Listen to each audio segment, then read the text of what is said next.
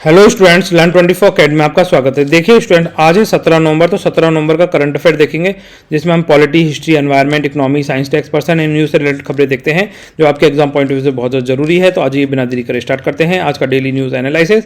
तो देखिए यहाँ पर जो थंबनेल वाले आर्टिकल्स हैं इन्हीं को देखेंगे जो आपके एग्जाम पॉइंट ऑफ व्यू से बहुत ज़्यादा जरूरी है और यहाँ से आपको अपने एग्जाम में क्वेश्चन भी देखने को मिल सकते हैं। अब देखिए पहली खबर यहाँ से है, यूनाइटेड नेशन सिक्योरिटी काउंसिल की मीटिंग हुई तो उसमें मानवीय मूल्यों पर इन्होंने डिमांड करी कि भाई जो गाजा और इजराइल के बीच में जो युद्ध चल रहा है इसमें विराम लगाया जाए, ठीक है, इसको रोका जाए। तो एक्चुअली बताए क्या हुआ यहाँ पर, ये जो गाजा स्ट्रिप ये आप देख रहे हैं जो मैंने यहाँ पे बनाई है, इसको थोड़ा देख लीजिए। इन्होंने क्या करा, इजराइल के अंदर घुसकर यहाँ के जो सिविलियंस हैं उनको पकड़ के ले गए और साथ में इजराइल के ऊपर खूब सारी बॉम्बार्डिंग करी, ठीक है। उसके बाद में इजराइल अब रोल में आया, इजराइल भी क्या कर रहा है, खूब सारी बॉम्बार्डिंग गाजा के ऊपर कर रहा है और यहाँ पर जो स्कूल, कॉलेज, हॉस्पिटल्स हैं उनको भी नहीं छोड़ रहा है और यहाँ पर बहुत सारे सिविलियंस मारे जा रहे हैं गाजा के अंदर। तो इसीलिए यूनाइटेड सिक्योरिटी काउंसिल अस्तित्व में निकल कर आया है, ठीक है। अब यहाँ पे देखिए आपसे क्वेश्चंस क्या पूछे जा सकते हैं। जनरली यहाँ पे जो मैप बेस्ड क्वेश्चन है ये आपके बहुत ज़्यादा इंपॉर्टेंट है, तो इनको बहुत अच्छे से तैयार करें। सबसे पहला तो देखो, नॉर्थ में मेडिटेरियन सी के साथ में इजराइल अपना बॉर्डर शेयर करता है, ठीक है। दूसरा अगर हम बात करें तो यहाँ पे नीचे साउथ में अगर आप यहाँ देखेंगे तो यहाँ पर आपको दिखाई देगा गल्फ ऑफ अकाबा, ठीक है। जो गल्फ ऑफ अकाबा है यहाँ से आपसे क्वेश्चन पूछा जा सकता है, ये रेड सी का पार्ट है, ठीक है, रेड सी के साथ कनेक्ट होता है। और रेड सी किससे कनेक्ट होता है, रेड सी अरेबियन सी से कनेक्ट होती है। तो कहीं ना कहीं ये क्या करता है, जो इजराइल है इधर मेडिटेरियन सी के थ्रू अटलांटिक ओशन में और इधर साउथ में गल्फ ऑफ अकाबा के थ्रू रेड सी होते हुए अरेबियन सी में ये कांटेक्ट करता है। मतलब दो बड़े बड़े सीज के साथ में ये डायरेक्ट इसका पानी मर्ज होता है, मतलब बॉर्डर शेयर कर रहा है, ये ध्यान रख सकते हैं, ठीक है। अब देखिए लैंड की अगर बात करें जाए हम, है ना, लैंड मास की बात करें यहाँ पर, तो लैंड में ये किसके साथ, कौन कौन सी कंट्रीज के साथ में बॉर्डर शेयर कर रहा है। तो पहला ये इजिप्ट के साथ बॉर्डर शेयर कर रहा है, दूसरा जॉर्डन के साथ बॉर्डर शेयर कर रहा है, तीसरा अब ये जो वेस्ट बैंक देख रहे हैं यहाँ पर, ठीक है, ये फिलिस्तीन देश है, ठीक है। तो ये फिलिस्तीन के साथ में कर रहा है, फिलिस्तीन का ही पार्ट है ये गाजा या वेस्ट बैंक, फिलिस्तीन बोल सकते हैं आप इसको, ठीक है। उसके अलावा चौथी कंट्री हो जाएगी इसकी सीरिया और पांचवी कंट्री हो जाएगी ऊपर नॉर्थ में लेबनान, ठीक है।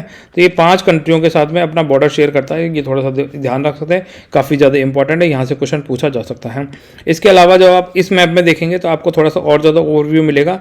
ये जो दिख रहा है ये आपको, ये है इजराइल, ठीक है, ये वाला पार्ट क्या है, ये इजराइल है, ये लेबनान के साथ यहाँ पे मिल रहा है, ठीक है। ये थोड़ा ध्यान रख सकते हैं यहाँ तक। तो ये जो इजराइल है ये यहाँ पर देख सकते हैं, ये भी क्या है, इजिप्ट का, इजिप्ट ही है, ठीक है। कई बार क्या होता है ये कन्फ्यूजन क्रिएट करता है और ये इजिप्ट के अंदर से ही यहाँ से गुजर रही है सुएज कैनाल, ठीक है। तो ये मेडिटेरियन सी और यहाँ पर हो गए रेड सी, तो दोनों को कौन कनेक्ट करता है, यहाँ पे सुएज कैनाल कनेक्ट करती है, गल्फ ऑफ अकाबा यहाँ हो गई, ठीक है। ये थोड़ा सा ध्यान रख सकते हैं। ये हो गया सऊदी अरेबिया जो उसके साथ बॉर्डर शेयर नहीं करता है। तो ये कंट्रीज के नाम याद कर लीजिए, कई बार पूछ लेते हैं तो इनको थोड़ा सा आपको पता होना चाहिए। अब देखिए स्टूडेंट्स, यूएन सिक्योरिटी काउंसिल। तो देखिए यूएन सिक्योरिटी काउंसिल क्या है, आज इसके बारे में जानते हैं। देखो यूनाइटेड नेशंस ऑर्गेनाइजेशन के क्या है, 6 प्रिंसिपल्स ऑर्गन्स हैं। तो 6 में से एक मेजर प्रिंसिपल ऑर्गन क्या है, यूएनएससी है, ठीक है, UNSC, United nation security council. तो ये जो यूनाइटेड नेशन सिक्योरिटी काउंसिल है इसका मेजर वर्क है जो इंटरनेशनल पीस है, सिक्योरिटी है, उसको मेंटेन रखना, ठीक है। उसको मेंटेन रखने के लिए ये क्या करती है, पीस कीपिंग मिशन भेजती है, ठीक है। इसकी एस्टेब्लिशमेंट कब हुई थी, इसकी एस्टेब्लिशमेंट 1945 में यूएन का चार्टर है उसके द्वारा इसे एस्टेब्लिश किया गया था। अगर हम इसके हेडक्वार्टर की बात करें, इसका हेडक्वार्टर क्या है, न्यूयॉर्क सिटी के अंदर इसका हेडक्वार्टर है, ठीक है। इसका हेडक्वार्टर क्या है, न्यूयॉर्क सिटी के अंदर है, ये थोड़ा सा ध्यान रख सकते हैं।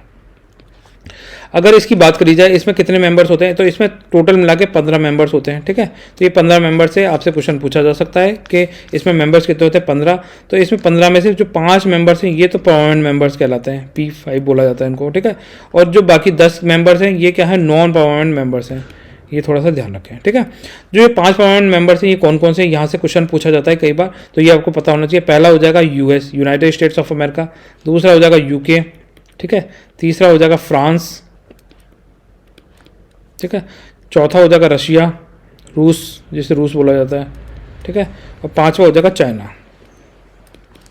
तो ये जो 5 कंट्रीज़ हैं ये इसके परमानेंट मेंबर्स हैं और जो बाकी इसमें क्या होता है, जो नॉन परमानेंट मेंबर्स हैं हर 2 साल के अंदर इसमें इलेक्ट होते रहते हैं दुनिया भर के देशों से, ठीक है। तो इनकी क्या है, ये प्रेसिडेंटशिप जो मान लीजिए जो भी कंट्री इसमें इलेक्ट होते हैं तो ये 15 मेंबर्स में से ही इसकी प्रेसिडेंटशिप चेंज होती रहती है हर महीने, ठीक है। तो इंडिया ने क्या है इसको प्रिजाइड किया था दिसंबर 2022 में, ये थोड़ा सा ध्यान रख सकते हैं। इसके अलावा देखो इनके ये जो 5 मेंबर्स हैं, परमानेंट मेंबर्स हैं, उनके पास में है वीटो पावर, ठीक है, वोटिंग राइट्स भी होते हैं इनके पास में। तो जो 5 परमानेंट मेंबर्स हैं इन्हीं के पास में वीटो पावर होती है। अगर मान लीजिए किसी मैटर पे ये 15 कंट्रीज आई बैठ के डिस्कशन कर रही हैं, तो ये 5 कंट्रीज में से अगर किसी भी एक कंट्री ने वीटो कर दिया तो फिर उस मैटर पर कोई भी डिसीजन नहीं लिया जाता है। तो इन 5 कंट्रीज का डिसीजन ही सर्वमान्य माना जाता है, ठीक है। तो ये थोड़ा ध्यान रख सकते हैं। इन 15 कंट्रीज के पास, हर कंट्री के पास अपना एक वोट होता है, और ये 5 कंट्रीज है, इनके पास में वीटो पावर दी गई है। तो जो वीटो, जिसके पास जो अपने अगर वीटो का इस्तेमाल कर देते हैं तो फिर वो रिजोल्यूशन आगे पास नहीं होता। ये थोड़ा ध्यान रखें। अब देखिए ये जो है ना, यूनाइटेड नेशन सिक्योरिटी काउंसिल के अंदर ही एक नॉन प्रोलिफरेशन कमेटी है, ठीक है, प्लोरीफ्रेशन, ठीक है। तो ये जो नॉन प्लोरीफ्रेशन कमेटी है, ये क्या करती है, ये काम करती है दुनिया भर में जो न्यूक्लियर या केमिकल या बायोलॉजिकल जो वेपन्स बनाए जा सकते हैं उसके अगेंस्ट में ये वर्क करती है। अगर जैसे कोई कंट्री है जो न्यूक्लियर, केमिकल या बायोलॉजिकल वेपन बना रही है तो उस पर क्या है, सेंक्शंस लगाए जा सकते हैं, उसे दुनिया भर के ट्रेड से हटाया जा सकता है, उस पर उसको फंडिंग रोकी जा सकती है, ठीक है, उस पर अलग चार्जेस लगाए जा सकते हैं। तो ये थोड़ा सा ध्यान रखें, ठीक है। अगर किसी कंट्री को नॉन प्लोरीफ्रेशन कमेटी के तहत इंक्लूड कर लिया जाता है तो फिर उस पर ये बैन और सैंक्शन लगा दिए जाते हैं, ठीक है। अब देखिए इंडिया यूएनएससी क्या कर रही है, ठीक है। तो इंडिया क्या चाहती है कि यूएनएससी के अंदर नए रिफॉर्म्स आने चाहिए, ठीक है। न्यू रिफॉर्म्स की बात करती है कि जो 5 परमानेंट कंट्रीज हैं इसके अलावा भी, जैसे मान लीजिए यहाँ पे आप ये देख पा रहे हैं साउथ अमेरिका, ठीक है। तो साउथ अमेरिका को कौन सी कंट्री रिप्रेजेंट कर रही है, जबकि यूएसए पार्ट है तो ये नॉर्थ अमेरिका को रिप्रेजेंट कर रही है, ठीक है। तो यहाँ पर क्या है, ब्राजील इसका पार्ट होना चाहिए। ऐसे ही इंडिया क्या है, डेवलपिंग कंट्रीज को, जैसे अफ्रीकन कंट्रीज है, इनको रिप्रेजेंट करने के लिए कौन है, कोई नहीं है। तो यहाँ पर इनको रिप्रेजेंट करने के लिए इंडिया को इसका पार्ट बनाना चाहिए, क्योंकि इंडिया की जो पॉपुलेशन है, फिर इन्होंने बात करी कि जो इंडिया है वो हमेशा क्या करती है, जो ह्यूमन राइट्स है उसको वैल्यू देती है, ठीक है। ह्यूमन राइट्स के अंदर एक्टिवली पार्टिसिपेट करती है, जो ह्यूमन राइट्स डिक्लेरेशन है ना, उनको मानती है। इसके अलावा 43 पीस कीपिंग या 43 से ज़्यादा जो पीस कीपिंग मिशन हैं इसमें इंडिया पार्टिसिपेट कर चुकी है। साथ में जो इंडिया की जो पॉपुलेशन है, टेरिटोरियल साइज है, जीडीपी है, इकोनॉमिक पोटेंशियल है, कल्चरल एंड पॉलिटिकल सिस्टम जो इंडिया का है, तो उसकी वजह से भी इंडिया को 5 परमानेंट कंट्रीज के अंदर सम्मिलित करना चाहिए। इसके अलावा इंडिया और ब्राज़ील के अलावा जापान, ठीक है, जापान और जर्मनी, ठीक है। तो ये भी क्या है, परमानेंट जो मेंबर्स हैं उसके लिए दावेदारी प्रस्तुत करते रहते हैं, ठीक है। तो अब क्या है, इनके अगेंस्ट में कुछ कंट्रीज ने अपना नेक्सस बना लिया जिसे कॉफ़ी क्लब बोला जाता है। तो ये क्या करते हैं, ये अपोज करते हैं परमानेंट सीट के लिए। ये ऐसे बोलते हैं कि जो 5 कंट्रीज हैं वही रहनी चाहिए परमानेंट कंट्रीज, और इसमें कोई रिफॉर्म्स नहीं होनी चाहिए, नए मेंबर्स को नहीं जोड़ा जाना चाहिए, ठीक है। तो इसमें कौन कौन सी कंट्रीज हैं, जैसे Italy, Spain, Australia, Canada, south Korea, ठीक है, अर्जेंटीना एंड पाकिस्तान है। तो कौन किसका विरोध कर रहा है, देखो पाकिस्तान तो इंडिया का विरोध करेगा, ठीक है, आपको पता ही है। जर्मनी का विरोध कौन कौन करेगा, जर्मनी का इटली एंड स्पेन विरोध करेंगे, ठीक है।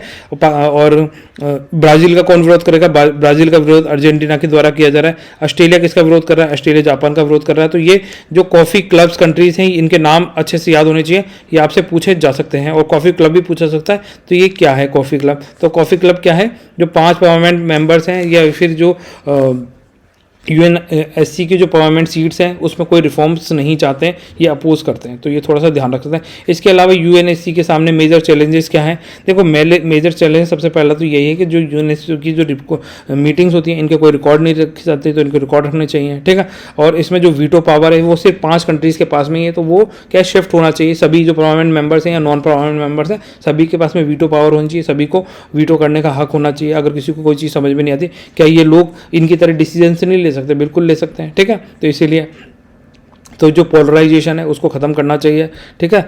तो इनएडुकेट रिप्रेजेंटेशन जो है उसको हटाकर एडुकेट रिप्रेजेंटेशन इसके अंदर लाना चाहिए यूएनएससी के अंदर। तो ये मेजर बातें हैं यूएनएससी से रिलेटेड जहाँ से आपसे क्वेश्चन पूछे जा सकते हैं। आ जाइए नेक्स्ट चलते हैं। अब देखिए जो नेक्स्ट खबर है यहाँ पर आप ये देख सकते हैं, पॉल्यूशन वापस से क्या है, दिल्ली में पॉल्यूशन लेवल बहुत ज़्यादा बढ़ रहा है, ठीक है। तो उसी के लिए वापस से रिपोर्ट है, वही सारी चीज़ें हैं, ये मैंने कई बार आपसे डिस्कस किया, तो इसको वापस से आप याद करिए। ये पॉल्यूशन के जो ये वाले डेटा है, इस डेटा को आपको बहुत अच्छे से याद रखना है, ये वाला, ठीक है।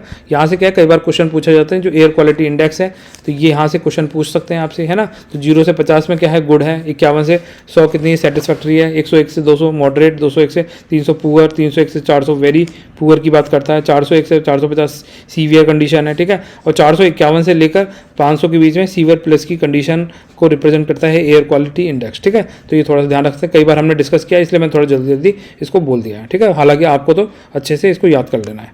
अजी अब नेक्स्ट चलते हैं। अब देखिए स्टूडेंट्स, नेक्स्ट खबर है यहाँ से चिकनगुनिया से रिलेटेड, ठीक है। तो ये चिकनगुनिया से रिलेटेड क्या है, देखो यहाँ पर क्या है, इसमें ये जो आर्टिकल है, ये आर्टिकल तो ये बता रहा है कि सबसे पहले जो फर्स्ट वैक्सीन थी चिकनगुनिया की किसने अप्रूव करी थी, तो फर्स्ट वैक्सीन नवंबर 9 को अप्रूव करी थी the food drug administration FDA के द्वारा, USA का है ना, तो ये USA की फूड एंड ड्रग एडमिनिस्ट्रेशन के द्वारा इसको अप्रूव किया गया था। परंतु क्वेश्चन ये नहीं पूछा जाएगा आपसे क्वेश्चन क्या पूछा जा सकता है कि जो चिकनगुनिया के सिम्टम्स हैं, ठीक है, चिकनगुनिया होता क्या है, तो ये किस मच्छर के काटने से होता है, तो ये आपसे पूछा जा सकता है, तो थोड़ा सा इसको याद रख लें। देखो एडिस इजिप्टी और एडिस एल्बोपिक्टस नामक मॉस्किटो के काटने से आपको ये चिकनगुनिया हो सकता है। तो ये मॉस्किटो के नाम बहुत ज़्यादा इंपॉर्टेंट है, इनको याद कर ले, दोनों मॉस्किटो के नाम याद रखने हैं आपको, ठीक है।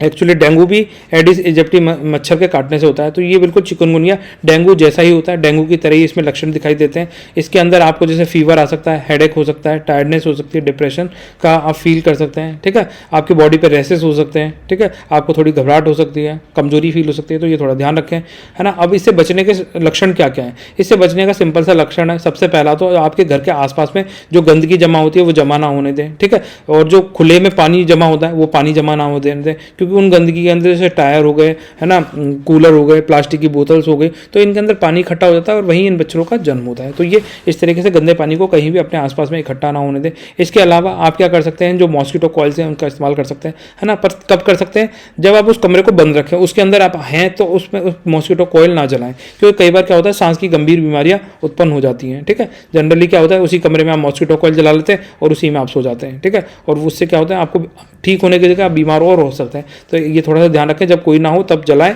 और पंखा उंखा चला के वापस से वो जो मच्छर मारने के लिए आपने कॉइल जलाई थी वो हवा बिल्कुल बाहर निकल जाए, उसके बाद ही कमरे में जाए, ठीक है। तो ये थोड़ा सा ध्यान रखें, है ना, नाक को ढक के रखें, साथ में आप फुल स्लीव्स के कपड़े पहने, ठीक है, पूरा शरीर को ढक के रखें।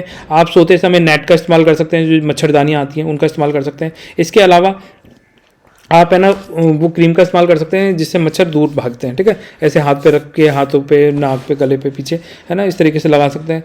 इसके अलावा आप क्या कर सकते हैं, इसके अलावा आप सबसे ज़्यादा लोगों को अवेयर भी करें, जब आपको जैसे मान लीजिए कुछ छींक हो रही है, छींक रहे हैं, ठीक है, तो ये खुले में ना छींकें, इसके लिए है हमेशा जो हैंकर चीफ्स होते हैं, है ना, क्या बोलते हैं उनको, नैपकिन्स, ठीक है, नैपकिन का इस्तेमाल करें, ठीक है, रूमाल का इस्तेमाल कर सकते हैं। तो ये थोड़ा सा ध्यान रख सकते हैं, खुद भी सही रहें और दूसरों को भी अवेयर रखें, ये थोड़ा सा इंपॉर्टेंट है। और यहाँ पे ये मच्छरों के नाम अच्छे से याद कर लें, एडिस इजिप्टी और एडिस एल्बोपिक्टस, ठीक है, ये दो मॉस्किटो हैं, इनके काटने से आपको डेंगू हो सकता है, तो ये थोड़ा सा आपको ध्यान रखना है, ठीक है। आज ये नेक्स्ट चलता है। अब देखिए नेक्स्ट खबर है यहाँ से कि इंडिया ने अपना second anti piracy petrol gulf में उतारा है ना, गल्फ ऑफ गिनी के अंदर उतारा है, ठीक है। तो इसका नाम क्या है, INS सुमेधा, ठीक है, INS सुमेधा, अच्छे से नाम याद रख लिए, INS सुमेधा,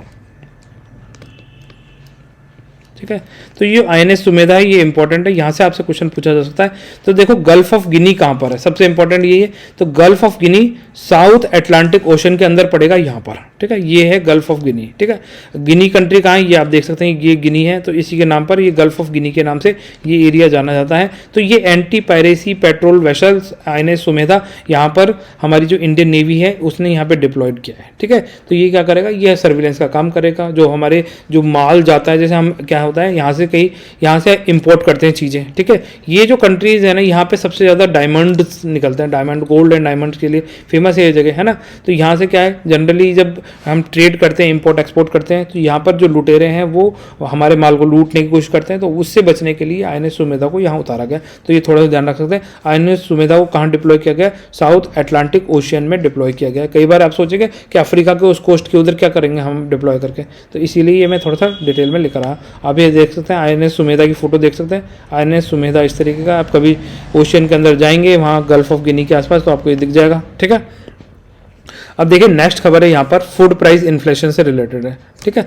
तो RBI ने क्या कहा, RBI ने कहा है कि हम जो फूड प्राइस इन्फ्लेशन है उसको 4% के अंदर अंदर रखने की कोशिश करेंगे, परंतु क्या है, जिस तरीके से सीरियल, पल्सेस, ओनियन, टमाटो, इनकी प्राइसेस ऊपर भाग रही हैं, बढ़ रही हैं, ठीक है, तो ये थोड़ा मुश्किल हो जाएगा इन्फ्लेशन को कंट्रोल करना। अब देखो फूड प्राइस इन्फ्लेशन होता क्या, ये समझना इंपॉर्टेंट है, यहीं से क्वेश्चन पूछा जाता है। देखो फूड प्राइस इन्फ्लेशन है, सिंपल सी बात है, जैसे मान लीजिए लेबर है, ठीक है, लेबर कॉस्ट बढ़ गई, ठीक है, रॉ मटेरियल बढ़ गया, रॉ मटेरियल के चार्जेस बढ़ गए, ट्रांसपोर्टेशन बढ़ गया, ठीक है। ट्रांसपोर्टेशन कब बढ़ता है, ट्रांसपोर्टेशन चार्जेस तब बढ़ते हैं जब डीजल ऑयल प्राइसेस की कीमत, फ्यूल की प्राइस बढ़ जाती है, ठीक है, ये इंप्रूव हो गई। तो इसके कारण क्या होता है, जब आपका जो मैन्युफैक्चरिंग या फिर बेसिक आइटम्स है, इनकी प्राइस बढ़ने से जो आपके फूड की प्राइस में इन्फ्लेशन आ रहा है, उसकी वजह से उसको बोला जाता है फूड प्राइस इन्फ्लेशन, ठीक है। तो आपके लेबर, जो भी आपके रॉ मटेरियल, ट्रांसपोर्टेशन है ना, जो आपके फ्यूल्स हैं, फ्यूल चार्जेस बढ़ने के कारण जो आपके कॉमोडिटी के प्राइस में इंक्रीज हुआ है, वो फूड प्राइस इन्फ्लेशन कहलाता है। तो ये इंपॉर्टेंट है, थोड़ा सा ध्यान रख सकते हैं कि आरबीआई ने जो 4% टारगेट रखे हैं, तो ये थोड़ा सा डिफिकल्ट हो जाएगा इसको अचीव करना, क्योंकि प्राइस काफ़ी तेज़ी से आगे भाग रहे हैं, ठीक है। अजय नेक्स्ट चलते हैं। अब देखिए नेक्स्ट है यहाँ पर क्वेश्चन, ये आपके लिए क्वेश्चन है होमवर्क का क्वेश्चन, तो इसका आंसर कमेंट सेक्शन में लिखना है आपको। तो बताना है which schedule of the constitution is related to the allocation of seats in Rajya Sabha and the state of union territories, ठीक है। तो ये थोड़ा सा ध्यान रखते हैं, बताइए कौन से शेड्यूल ये डील करता है सीट्स का, रिजर्वेशन का, ठीक है, allocation of seats Rajya Sabha, states and the union territories. तो 4th schedule, 5th schedule, 6th schedule या 7th शेड्यूल। तो इसका आंसर कमेंट सेक्शन में लिखें विथ एक्सप्लेनेशन, आपको एक्सप्लेन भी करना है। देखो थोड़ी सी मेहनत आप भी करेंगे तभी आप और लोगों से आगे निकलेंगे। तो ठीक है स्टूडेंट, फिर मिलते हैं नेक्स्ट लेक्चर में, तब तक के लिए बाय। आप सब खुश रहें, अपना ध्यान रखें।